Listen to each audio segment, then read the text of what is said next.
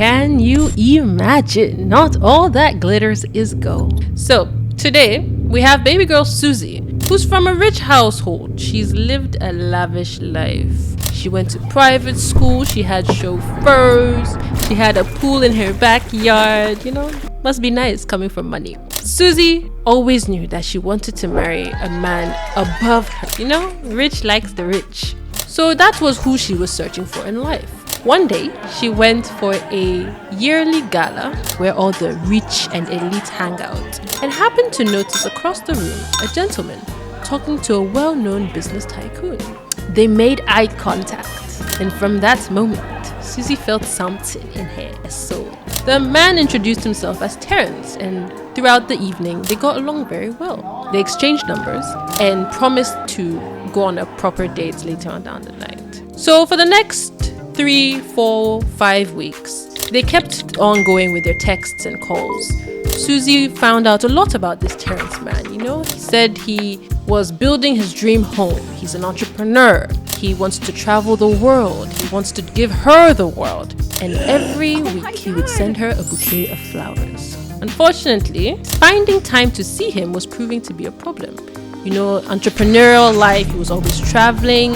When he wasn't traveling, he was at a hotel in meetings. When she wanted to visit, he was away. It was never working out. A few months down the line, after a lot of pushing and pulling and convincing, Terrence finally told her that, oh, baby girl, I have some quick free time. Let's go for dinner.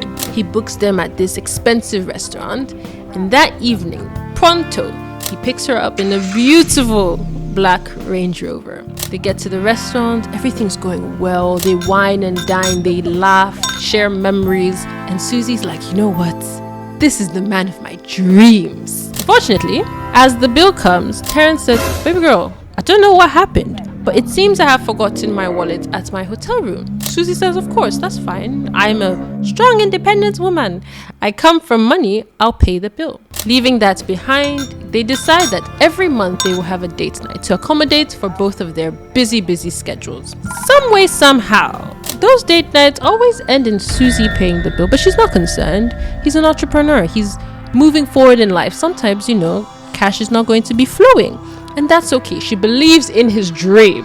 And he's shown her that he's building them a dream house. He's shown her the plans, sent her videos of the work in progress. She's never been to the site, but he sent her proof.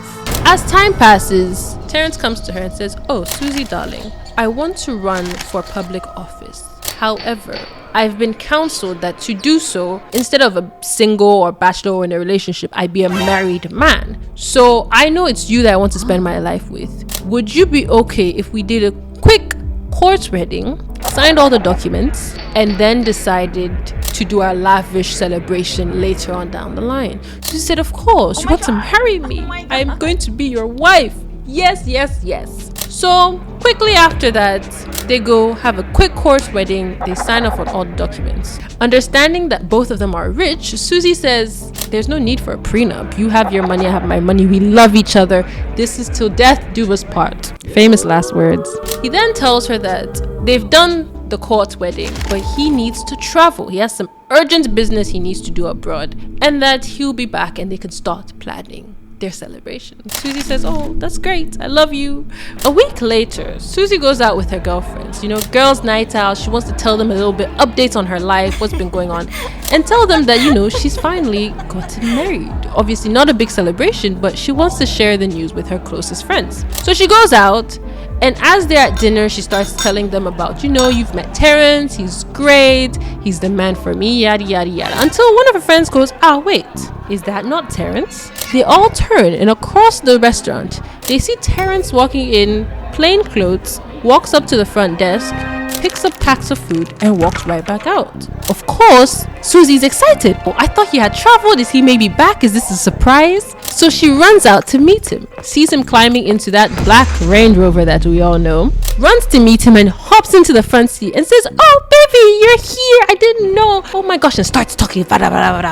Until somebody behind her says, excuse me, young lady, why are you in my car? Susie turns and realizes that Oh my a God. very well-known business tycoon is sitting in the back seat. Obviously, she does 2 and 2 and goes, "Terrence, what are you doing here?"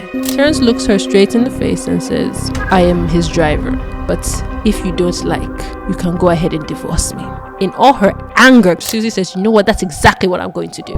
Gets out of the car, runs to her friend, breaks down.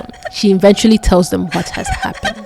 They said, "Don't worry, Susie, baby girl, don't worry. It's fine. You can divorce him. Run. You are free." But deep down, she knows she never signed a prenup. This divorce is going to cost her everything. And that, ladies and gentlemen, is our Entangled Web for the day. Find out more on anasempa.com. Don't forget to like, comment, and subscribe. Follow us on all social media channels, and I'll catch you in the next video. Bye.